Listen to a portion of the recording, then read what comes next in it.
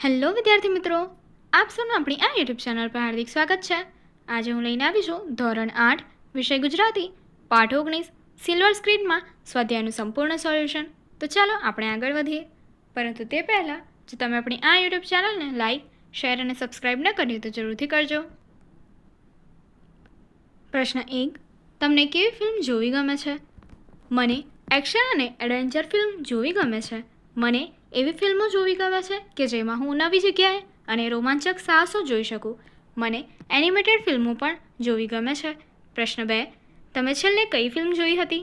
જવાબ: મેં છેલ્લે એવેન્જર્સ એન્ડ ગેમ્સ ફિલ્મ જોઈ હતી. એ એક સુપર હીરો ફિલ્મ છે જેમાં માર્વલના બધા હીરો એકસાથે આવીને થેનોસની સામે લડે છે. પ્રશ્ન 3. તમે એ ફિલ્મ જોવા ક્યાં અને કોની સાથે ગયા હતા? જવાબ: હું એ ફિલ્મ જોવા શહેરના મોટા મલ્ટીપ્લેક્સમાં ગયો હતો. મારી સાથે મારા 2 મિત્રો રાહુલ અને પ્રિયા પણ આવ્યા હતા. અમે બધાએ સાથે પોપકોર્ન અને કોલ્ડ ડ્રિંક લીધા હતા અને ફિલ્મની મજા માણી હતી. પ્રશ્ન 4. તમને ગમતી ફિલ્મ વિશે કહો. મને તારી જમીન પર ફિલ્મ ખૂબ ગમે છે. આ ફિલ્મમાં એક છોકરો જેને વાંચવામાં તકલીફ પડે છે પણ એને ડ્રોઈંગ કરવું ગમે છે. એના શિક્ષક એને સમજે છે અને એની મદદ કરે છે. આ ફિલ્મ એટલા માટે ગમે છે કારણ કે એ બતાવે છે કે દરેક વ્યક્તિ અલગ હોય છે અને દરેકને પોતાની ખાસ શક્તિ હોય છે. પ્રશ્ન 5. તમને કોઈ ફિલ્મનું ગીત, પાત્ર, ડાયલોગ યાદ છે? કહો. મને 3 ઇડિયટ્સ ફિલ્મમાંથી ઓલ ઇઝ વેલ ગીત ખૂબ ગમે છે. એમાં કહેવામાં આવ્યું છે કે જીવનમાં ગમે તેવી મુશ્કેલી આવે તો પણ હિંમત ન હારો, બધું સારું થશે. મને રેન્ચો આમિર ખાનનું પાત્ર ખૂબ ગમે છે. મને એનો ડાયલોગ યાદ છે, કામયાબ હોને કે લીએ નહીં, કાબિલ બનવા માટે પડો. પ્રશ્ન 6. સિરિયલ અને ફિલ્મ વચ્ચે શો ફરક છે? જવાબ: સિરિયલ અને ફિલ્મ વચ્ચે મુખ્ય ફરક આ મુજબ છે. પહેલું, ફિલ્મ 2 થી 3 કલાકની હોય છે જ્યારે સિરિયલ ઘણા એપિસોડમાં ચાલે છે. બીજું, ફિલ્મ સિનેમાઘરમાં જોવા મળે છે જ્યારે સિરિયલ ઘરે ટીવી પર જોઈ શકાય છે. ત્રીજું, ફિલ્મમાં વાર્તા એક જ વખતમાં પૂરી થઈ જાય છે જ્યારે સિરિયલમાં વાર્તા લાંબા સમય સુધી ચાલે છે. અને ચોથું, સિરિયલમાં કેરેક્ટર્સનો વિકાસ વધારે થાય છે કારણ કે એના માટે વધારે સમય હોય છે. પ્રશ્ન 2. ફિલ્મને લાગુ પડતું હોય તો યસ લખો અને ના લાગુ પડતું હોય તો નો લખો. પહેલું, ફિલ્મ ઉદ્યોગ અનેક લોકોને રોજગાર આપે છે તો યસ. બીજું, ફિલ્મના પાત્રો મંચ પર જીવંત અભિનય કરતા હોય છે. નો. ત્રીજું, ફિલ્મ બધી જ કલાઓને પોતાનામાં સમાવે છે. યસ. ચોથું, ફિલ્મ જોવી એ પણ એક સ્કિલ છે. યસ. પાંચમું, ફિલ્મના કલાકાર પોતે જ પોતાના અવાજમાં હંમેશા ગીત ગાતા હોય છે. નો. છઠ્ઠું, ફિલ્મ જોવા દર્શક પક્ષે ઘણી સજ્જતા જોઈએ. યસ. અને સાતમું, ફિલ્મમાં પણ જીવનનું નિરૂપણ હોય છે તો કે યસ. આઠમું, દરેક ફિલ્મ 3 કલાક જેટલી લાંબી હોય છે તો જવાબ છે નો. પ્રશ્ન 3. આપેલા ફકરામાંથી સમાન અર્થ ધરાવતા વાક્યોની જોડી બનાવો. તો ચાલો જોઈએ. ઉચ્ચ શિક્ષણ મેળવ્યા પછી હું ફિલ્મ ક્ષેત્રમાં સક્રિય થયો. PhD પછી હું ફિલ્મ નિર્માણમાં વ્યસ્ત થયો. એટલે તો મેં મજબૂત ટેકેદાર મળી ગયો. અધ્યાપક બન્યા પછી તરત મેં ફિલ્મ ક્ષેત્રમાં ઝંપલાવ્યું. તારી વાત સાથે સહમત હોય એવું કોઈ છે ખરું? અધ્યાપન કાર્ય શરૂ કર્યા પછી ત્વરિત મેં ફિલ્મ ક્ષેત્રમાં જોડવાનું સાહસ કર્યું. તો ચાલો જોઈએ. આપેલા ફકરામાંથી સમાન અર્થ ધરાવતા વાક્યોની જોડી નીચે મુજબ છે. પહેલું, ઉચ્ચ શિક્ષણ મેળવ્યા પછી હું ફિલ્મ ક્ષેત્રમાં સક્રિય થયો. PhD પછી હું ફિલ્મ નિર્માણમાં વ્યસ્ત થયો. બીજું, અધ્યાપક બન્યા પછી તરત મેં ફિલ્મ ક્ષેત્રમાં ઝંપલાવ્યું. અધ્યાપન કાર્ય શરૂ કર્યા પછી ત્વરિત મેં ફિલ્મ ક્ષેત્રમાં જોડાવાનું સાહસ કર્યું. ત્રીજું, તને તો મજબૂત ટેકેદાર મળી ગયો. તારી વાત સાથે સહમત હોય એવું કોઈ છે ખરું? પ્રશ્ન 4. ઉદાહરણ મુજબ કોઠામાં વિગતો પૂર્ણ કરો. તો જોઈએ. શબ્દ સમૂહ આપ્યા છે એટલે કે શબ્દ જૂથ આપ્યા છે અને તેનો અંગ્રેજી શબ્દ આપ્યો છે અને તેનો અર્થ માતૃભાષામાં પણ આપવામાં આવ્યો છે. તો શબ્દ જોઈએ એક્સાઇટ, તો તમે એનો અંગ્રેજી શબ્દ જોઈ શકો છો અને માતૃભાષામાં અર્થ પણ જોઈ શકો છો જેનો અર્થ છે ઉત્તેજિત. ત્યારબાદ બીજું છે થેન્ક્સ ફોર ધેટ, તો એની માટે અંગ્રેજી શબ્દ તમે જોઈ શકો છો અને માતૃભાષામાં તેનો અર્થ છે તે માટે આભાર. ત્રીજો શબ્દ છે સ્પેશિયલ, તો એની માટે માતૃભાષામાં એનો અર્થ છે વિશેષ અથવા ખાસ. ત્યારબાદ છે સ્ટ્રોંગ, એની માટેનો શબ્દ તમે અંગ્રેજીમાં જોઈ શકો છો અને એનો અર્થ થાય છે મજબૂત અને શક્તિશાળી. ત્યારબાદ પ્રિપરેશન, તો એની માટેનો શબ્દ તમે અંગ્રેજીમાં જોઈ શકશો અને તેનો ગુજરાતીમાં અર્થ થશે તૈયારી. ત્યારબાદ ઓડિટોરિયમ, એની માટેનો અંગ્રેજી શબ્દ તમે જોઈ શકશો અને એનો અર્થ થાય છે સભાગૃહ. ડાયલોગ, એની માટેનો અંગ્રેજી શબ્દ તમને આપવામાં આવ્યો છે, તેનો ગુજરાતી અર્થ છે સંવાદ. ફરી જોઈએ બાકીના. સ્ક્રિપ્ટ, એનો અંગ્રેજી શબ્દ તમે જોઈ શકો છો અને એનો માતૃભાષામાં અર્થ છે લખાણ અથવા પટકથા. એક્સક્યુઝ મી સર, તો એનો અંગ્રેજી શબ્દ તમને આપી દીધો છે અને એનો માતૃભાષામાં અર્થ છે માફ કરશો સાહેબ.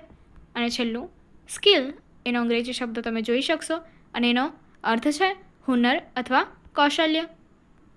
પ્રશ્ન 5. આપેલા કસબીઓની ફિલ્મ નિર્માણમાં શી ભૂમિકા હોય છે તે તમારા શિક્ષક કે માતા પિતા પાસે જાણીને લખો.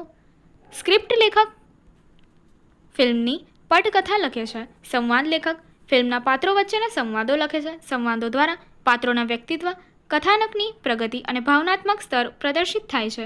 ત્રીજું છે દિગ્દર્શક, ફિલ્મનો કર્ણધાર જે સમગ્ર પ્રક્રિયાનું નેતૃત્વ કરે છે. તેઓ પટકથાનું દ્રશ્યમાં રૂપાંતર કરે છે, અભિનેતાઓને માર્ગદર્શન આપે છે અને ફિલ્મની કલાત્મક દ્રષ્ટિ નિર્ધારિત કરે છે. ત્યારબાદ છે ગીતકાર, ફિલ્મના ગીતોના શબ્દો લખે છે. તેઓ કથાને અનુરૂપ ભાવનાઓને શબ્દો દ્વારા વ્યક્ત કરે છે અને સંગીતકારની સાથે મળીને ગીતો તૈયાર કરે છે. ત્યારબાદ છે સંગીતકાર, ફિલ્મનું સંગીત રચે છે જેમાં ગીતો અને પાર્શ્વ સંગીત બંનેનો સમાવેશ થાય છે. ત્યારબાદ છે અભિનેતા, પુરુષ પાત્રોનું નિરૂપણ કરે છે. તેઓ સ્ક્રિપ્ટમાં લખાયેલા પાત્રોને જીવંત કરે છે અને દર્શક સાથે ભાવનાત્મક જોડાણ સ્થાપિત કરે છે. ત્યારબાદ છે અભિનેત્રી, સ્ત્રી પાત્રોનું નિરૂપણ કરે છે. તેઓ પણ પટકથાના પાત્રોને જીવંત કરી ફિલ્મના કથાનકને આગળ વધારવામાં મહત્ત્વની ભૂમિકા ભજવે છે. ત્યારબાદ છે કેમેરામેન, ફિલ્મનું દ્રશ્યાત્મક સૌંદર્ય નિર્માણ કરે છે. તેઓ કેમેરા એંગલ, લાઇટિંગ અને કમ્પોઝિશન નિર્ધારિત કરી દરેક દ્રશ્યને કલાત્મક રીતે કેદ કરે છે. આગળ છે મેકઅપ મેન, અભિનેતાઓના દેખાવ અને પાત્રો અનુસાર સ્વરૂપ તૈયાર કરે છે. તેઓ પાત્રોની ઉંમર, વ્યક્તિત્વ અને પરિસ્થિતિ અનુસાર મેકઅપ દ્વારા તેમનો દેખાવ બદલે છે. ત્યારબાદ છે ડાન્સ ડાયરેક્ટર, ફિલ્મના ગીતોમાં નૃત્યની રચના કરે છે. તેઓ સંગીતના તાલ અને ભાવ અનુસાર નૃત્યના પગલાં અને ફોર્મેશન તૈયાર કરે છે. ત્યારબાદ છે એડિટર, શૂટ કરેલા દ્રશ્યોનું સંકલન કરી ફિલ્મને અંતિમ સ્વરૂપ આપે છે. તેઓ દ્રશ્યોને યોગ્ય ક્રમમાં ગોઠવવા, કાંટછાંટ કરવા અને કથાના પ્રવાહને જાળવવાનું કામ કરે છે. પ્રશ્ન 6. આપેલા વાક્ય માટે ઉદાહરણ મુજબ વાક્ય બનાવીને લખો. ઉદાહરણ જોઈએ.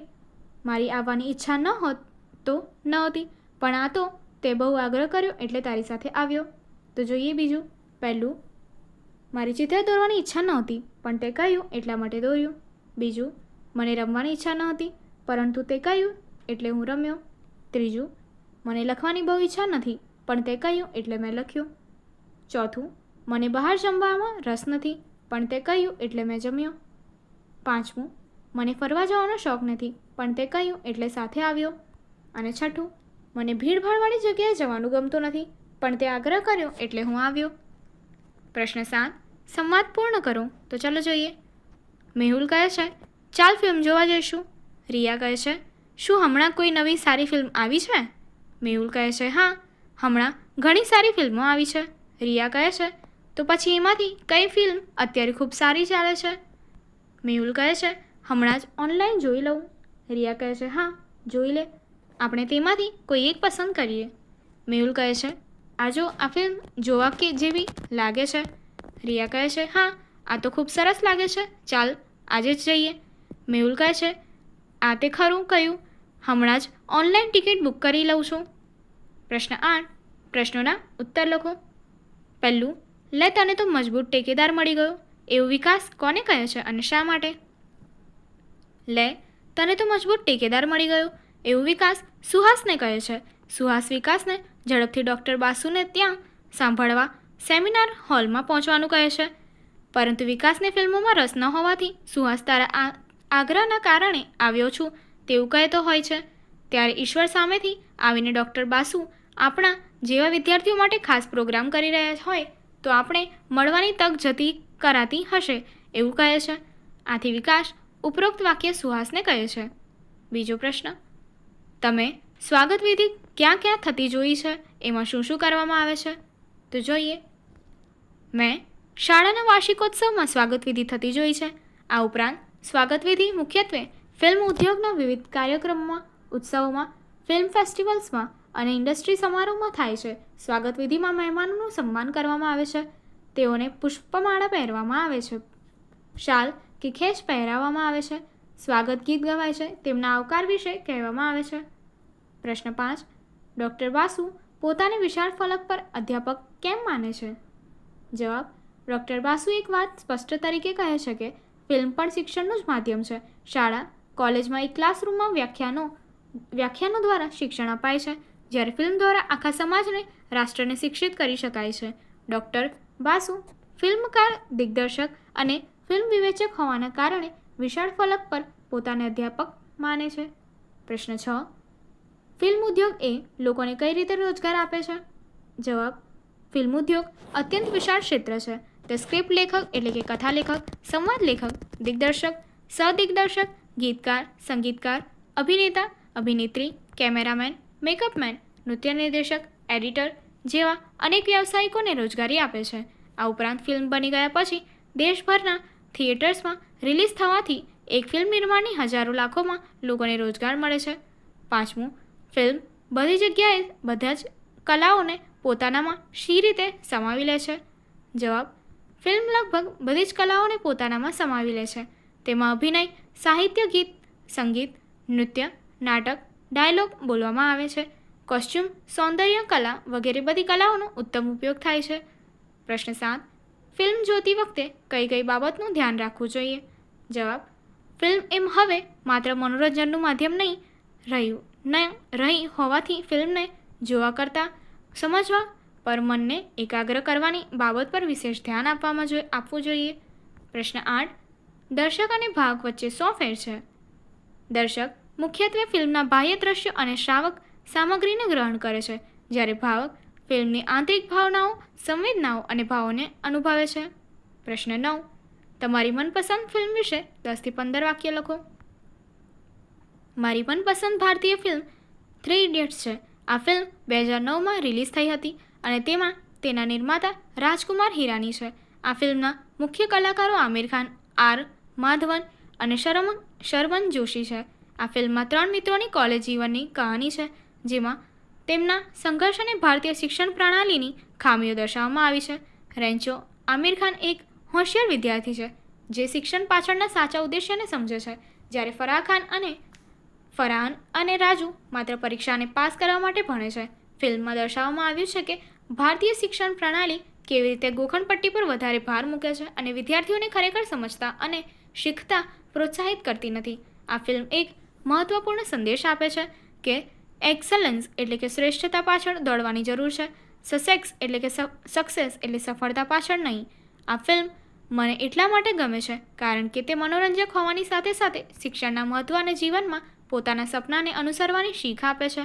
ફિલ્મના અંતમાં રેન્ચો એક સફળ વૈજ્ઞાનિક બની જાય છે, જે બતાવે છે કે જો તમે પોતાના શોખ અને રસને અનુસરો તો તમે જીવનમાં સફળ થઈ શકો છો.